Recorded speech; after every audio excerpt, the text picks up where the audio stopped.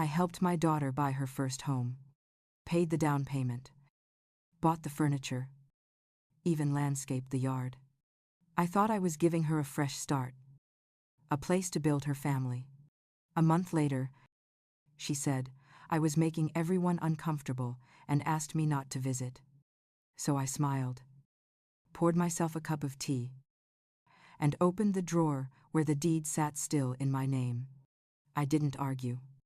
I just made sure her comfort was restored. When you spend 68 years learning about people, you start to see that gratitude has an expiration date. Mine ran out the moment my daughter got her dream house. It started like every proud mother's story does, with good intentions and bad timing. Laura and her husband Mark had been living in a small apartment on the east side of Austin, always talking about buying a house but never quite getting there. Every time we had Sunday lunch, it came up. Mom, the market's crazy, Laura said one afternoon, stabbing her salad like it was personally responsible. We can't compete with these investors. Every offer we make gets outbid. Mark nodded, pretending to be calm. But I could see the frustration written all over his face. They had a baby on the way, student loans, and just enough pride to stop them from asking for help directly. So I offered, what if I give you a little boost, help with the down payment? Laura froze, her fork halfway to her mouth. Mom, that's a lot to ask.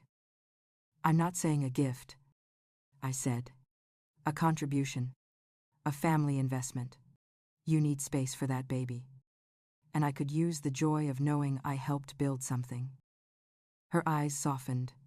You'd really do that? I smiled. Of course I would. What's family for? By the end of the month, I'd wired $150,000 to their account. It covered the down payment, new furniture, appliances, and even that ridiculous kitchen island Laura had been dreaming about since she first discovered Pinterest. I spent weekends helping pick paint colors, choosing curtains, and planting roses out front. It felt good to matter, to be part of something again. Since my husband George passed 3 years ago, silence had filled my house like fog. Helping Laura filled the emptiness. The day they moved in, Laura hugged me so tight I could smell the new paint on her clothes. Mom, I don't know what we'd do without you. You don't have to, I said. Just promise me this place will always feel like home. And for a while, it did. I'd stop by once or twice a week, bring homemade pie, play with baby Ellie, while Laura unpacked boxes. Mark always smiled politely but kept glancing at his phone. I told myself it was work. One afternoon, I dropped by unannounced with fresh tulips for the kitchen. Laura answered the door, wearing that tight smile she used to have when she was hiding something as a teenager. Mom, I wish you'd texted first. Mark's working from home. Oh, I'll just drop these off, I said, holding out the flowers. Thought they'd brighten up the table. She hesitated before letting me in. Sure. Just make it quick. Okay. The visit lasted 10 minutes. 10 painfully polite minutes. Something had shifted, though I couldn't quite name it. Maybe it was the way she called me Mom but never made eye contact. Maybe it was the silence in Mark's office down the hall, heavy as a closed door. That night, I told myself not to overthink it. New house, new baby, new stress. People get overwhelmed.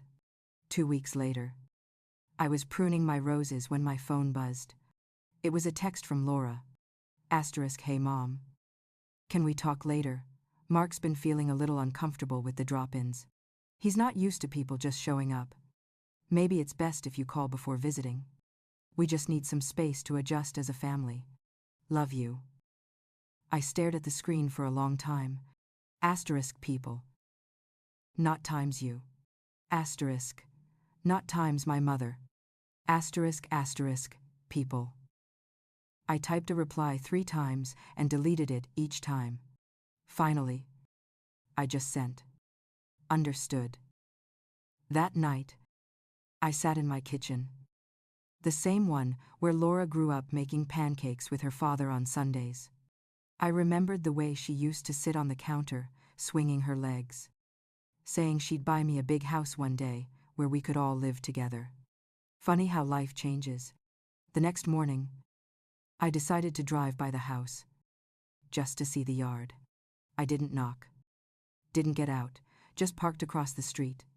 Through the window, I could see Laura laughing with Mark, baby on her hip. They looked happy, like I was never part of it. A moving truck was parked nearby, delivering what looked like a new patio set, something I hadn't seen on the list I'd paid for. The following week, she didn't call. Neither did Mark. When I texted to ask how Ellie was doing, I got a polite, "She's great, busy week. Talk soon." The distance grew like a crack in a mirror, small at first. Then, suddenly, everywhere. One Sunday, I drove to their neighborhood again. Out of habit, there was a barbecue happening in the backyard. Laughter floating through the open fence. Neighbors, friends, maybe even Mark's co-workers. But no call inviting me. I turned the car around and drove home in silence. That night, I couldn't sleep. I went to the drawer in my desk and pulled out the thick envelope my lawyer had given me when we closed on the house. Inside was the deed, still in my name. The title transfer was pending, waiting for my signature. For a moment, I felt a flicker of guilt, like I was intruding on their happiness. Then I remembered Laura's words times, "You're making my family uncomfortable." Her family, not ours. I placed the deed flat on the table, smoothing the edges. Then I whispered to the empty room, "You don't want me in your home. Laura, maybe it's time to see how it feels when the home isn't yours either." And that's when everything changed, not out of anger, but out of clarity. Because I finally understood something my husband used to say, "Times helping people is a gift, but letting them learn gratitude is the real kindness." Outside, the wind rattled the windows, and for the first time in weeks, I felt peaceful. Tomorrow, I'd make a few calls. Just business. Nothing personal. Asterisk asterisk, Chapter 2. The Price of Comfort. Asterisk asterisk. The next morning, I woke up before sunrise, made my coffee, and sat at the kitchen table, staring at the stack of papers I'd pulled from the drawer the night before. The house deed sat on top, crisp and clean, with my name written clearly across the title, Times, Margaret Ann Turner. It's funny how ink can feel heavier than concrete. That one piece of paper carried the weight of every sacrifice, every dollar, every hope I'd poured into my daughter's future. I picked up the phone and called my attorney, Mr. Landers. He'd handled George's estate after my husband passed. A quiet man who believed in logic over emotion. "Good morning, Margaret," he said, his voice still rough with sleep. "How are you holding up?" "I'm fine," I said. "I just need a bit of clarity about a property transfer." "The one for your daughter?" "Yes. I never signed the final title transfer. Technically, it's still mine." "Right." He paused, clearly sensing where this was going. "Legally, yes. Until you sign. You retain ownership." "Good," I said softly. "Then I suppose I haven't made a mistake yet." After we hung up, I stared at my reflection in the kitchen window. My hair was pulled into a neat bun, my robe pressed and clean. I didn't look like the kind of woman plotting revenge. I looked like someone who'd finally remembered her worth. At noon, I received an email from Mark. The subject line read, "Times, next steps for the house." "Hi, Margaret. We're settling in well and truly appreciate your help. Laura and I have been talking, and we'd like to get the title transferred soon so we can start handling taxes and insurance ourselves. It's important for our sense of independence as a family. Warm regards, Mark." Independence. There was that word again, dressed in politeness, but dripping with entitlement. I closed the laptop without replying. That evening, I had dinner with my friend Carol. She'd been my neighbor for 30 years. The kind of woman who never sugarcoated her advice. "Let me guess," she said, slicing into her steak. "Your daughter's playing house without the woman who bought the furniture." "Something like that," I said. She sipped her wine. "You always gave too much, Maggie. You raised her to expect generosity without gratitude. Now, she's cashing in." I smiled weakly. Maybe I just wanted to see her happy. Carol leaned closer. "And is she?" That question stayed with me all night. The next morning, I drove past Laura's neighborhood. The yard I'd landscaped was blooming roses, hydrangeas, everything I'd planted myself. There was a shiny new SUV in the driveway. And on the porch, Laura and Mark were laughing with another couple. She looked radiant. She also looked like she didn't have a mother in the world. When I got home, I decided to clean my garage, not because it needed it, but because I did. In the back corner sat the old cedar chest George had built decades ago. Inside were photos, letters, and the things that reminded me of the years when family meant something. As I lifted a photo of Laura, at age 10, grinning in a Halloween witch costume, I felt something shift inside me, grief mixed with resolve. That night, Laura finally called. Her tone was cheerful. Too cheerful. "Hi, Mom. Just wanted to let you know we're hosting a housewarming dinner this weekend. Friends, neighbors. Mark's parents will be here too." I smiled into the phone. "Sounds lovely. Should I bring dessert?" A pause. "Oh, actually, we're keeping it small this time. You know, more of a young couple vibe." "I see," I said softly. "A young couple vibe. Don't take it personally, Mom. We just want to make our own traditions." I could feel my heart closing. One hinge at a time. Of course. Sweetheart. Every family needs space to grow. When I hung up, I went straight to my desk and pulled out a notepad. On the top of the page, I wrote 3 words: "Times make it right." The next morning, I called Landers again. "I'd like to discuss my options," I said. "If I decide not to transfer the title at all." He hesitated. "Margaret, that might cause conflict." "Conflict already exists," I replied. "I'm just tired of pretending it doesn't." He sighed. "Then I'll send over the documents you'll need to retain full ownership." Quietly. Later that week, I stopped by the property manager's office near downtown Austin.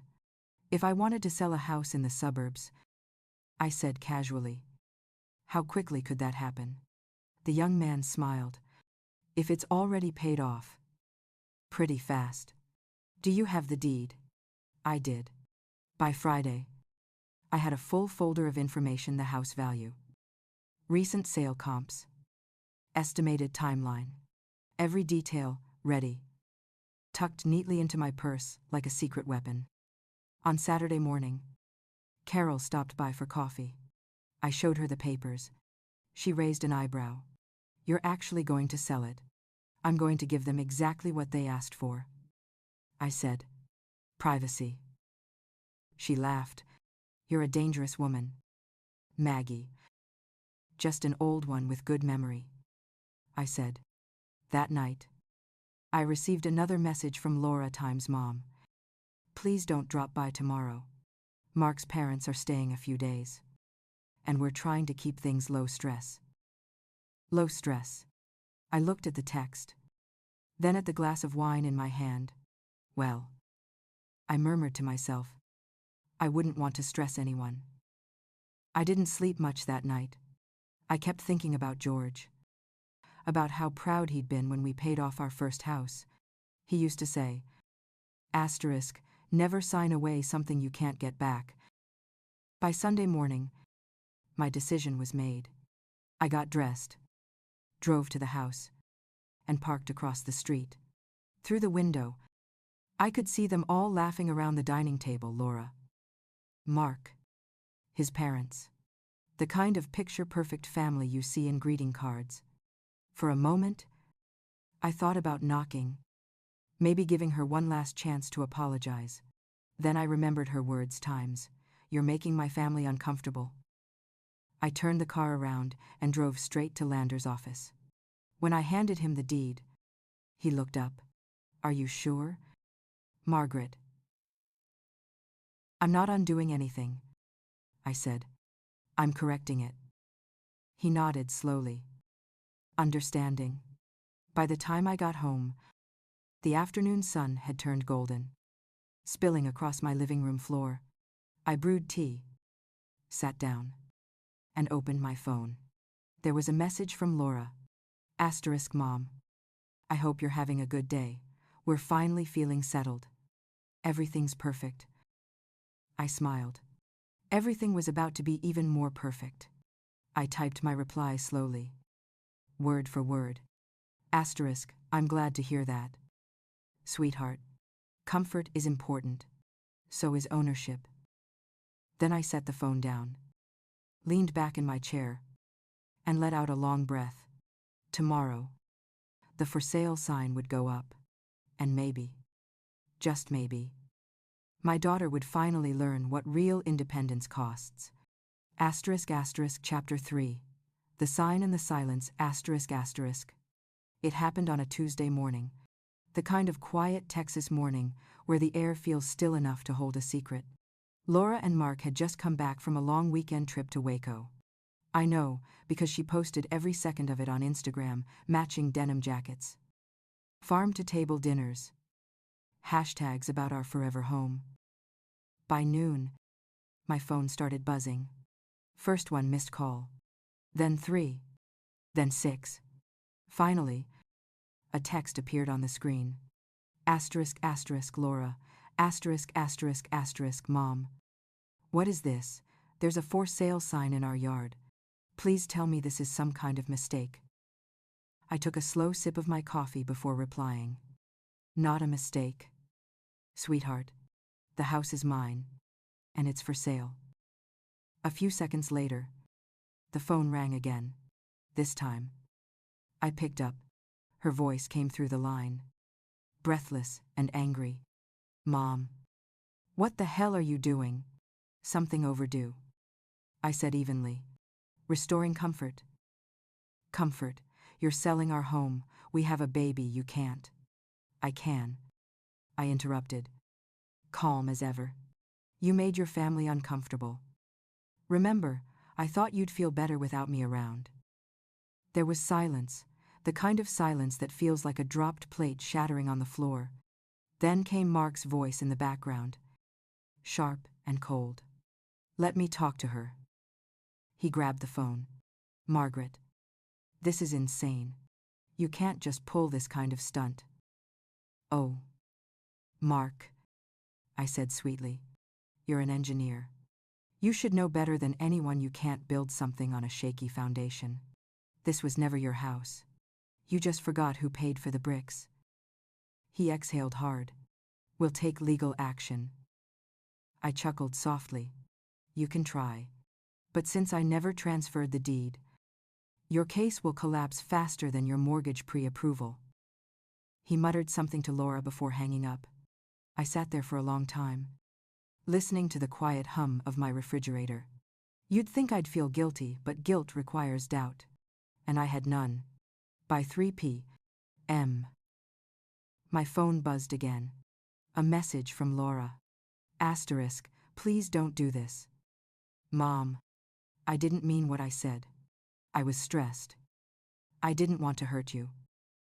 I read it twice. Then I typed times, sweetheart. Hurt doesn't come from words. It comes from realizing you were only loved for convenience. You'll understand one day. That evening, I received an email from my realtor. He'd listed the house at market value, a clean 6-figure profit on top of what I'd spent. Efficient. Professional. Bloodless. Just how I liked it. The next day, I stopped by the property myself. parked across the street. The for sale sign gleamed under the Texas sun. The flowers I'd planted were blooming bright against the white siding. It looked beautiful, maybe even happier without me. I didn't go inside.